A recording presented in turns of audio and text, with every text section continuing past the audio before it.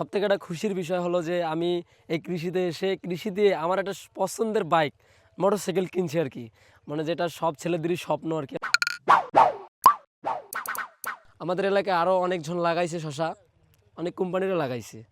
তো তাদের হিসেবে আমি এখনও, তারা আমার থেকে অনেক পিছিয়ে, তারা যদি এখন উত্তোলন করতে যায় এখন অনেক সময়ের প্রয়োজন, কিন্তু আমি এত তাড়াতাড়ি যে উঠাইতে পারছি এতেই মনে হচ্ছে যে কাঞ্চনাটা খুব ভালো জাত। আমার গাছের বয়স হচ্ছে আজকে ৭৫ দিন। তো আমি ৫৪ দিন বয়সেই আমি প্রথম হারভেস্ট করছি। যেহেতু শীতকাল সেহেতু একটু সময়ের বেশি লাগছে আর কি। যদি গরম হতো মনে হয় যে একটু তাড়াতাড়ি পাওয়া যেত, ৪৫ দিনেই ফলন পাওয়া যেত। তো ৫৪ দিনে আমি প্রথম হারভেস্ট করছি। তো গাছের বয়স আজকে ৭৫ দিন। তো পঞ্চম হারভেস্ট করছি এবং আজকে লাস্ট হারভেস্ট করলাম, পঞ্চম হারভেস্ট।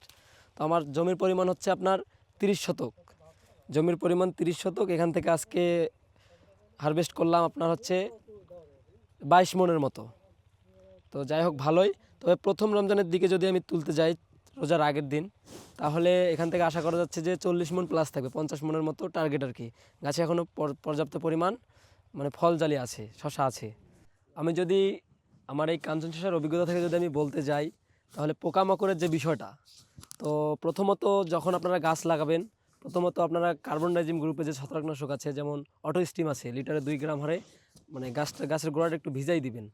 সেক্ষেত্রে আপনার গাছটা মরার হাত থেকে রেহাই পাবে এবং পরবর্তীতে দেখা যাবে যে থ্রিপস আসবে বা অন্য অন্য রোগবালাই দেখা দিবে।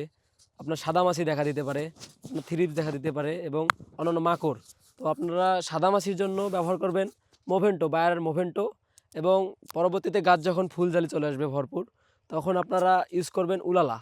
জাস্ট উলালাটা পাতার নিচের দিকে একটু যদি আপনারা ভালোভাবে স্প্রে করেন, তাহলে একবার দিলেই ওটা শেষ হয়ে যাবে, তারপর সাদামাছির আক্রমণ থাকবে না, সব ধ্বংসের দিকে যাবে। আর থ্রিপসের কথা বলি, যদি থ্রিপস আপনার আগালের মধ্যে দেখা যায়, সাধারণত কুশিতেই থ্রিপস দেখা যায়, তো সেক্ষেত্রে আপনারা ইউজ করতে পারেন আপনার হচ্ছে ট্রেসার। আমি এটা সবথেকে ভালো রেজাল্ট পাই, আমি সবসময় ইউজ করি। আপনার ওইটা যদি একবার ইউজ করি তাহলে ৮ থেকে ১০ দিন আমার আর ওইটা স্প্রে করা লাগে না। তো সবথেকে ভালো রেজাল্ট দেয়। আর দ্বিতীয়ত হলো আপনার মাকড় লেগে যায় এবং বাবরি লাগার মতো যেটা হয় আর কি, পাতা কুঁকড়ে যায়, সেটার জন্য আপনারা অবশ্যই ভার্টিমিক ইউজ করবেন।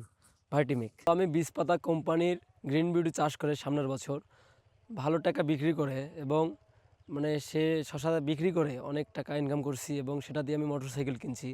তো সামনের বছরের থেকে এবার যে কাঞ্চন লাগাইছি মনে হচ্ছে যে তার থেকে বেশি ভালো রেজাল্ট দিবে এবং সামনের বছর থেকে এবার আরও ভালো দামে বিক্রি হচ্ছে এবং ভালো কিছু হবে, এটাই আশা করা যায়।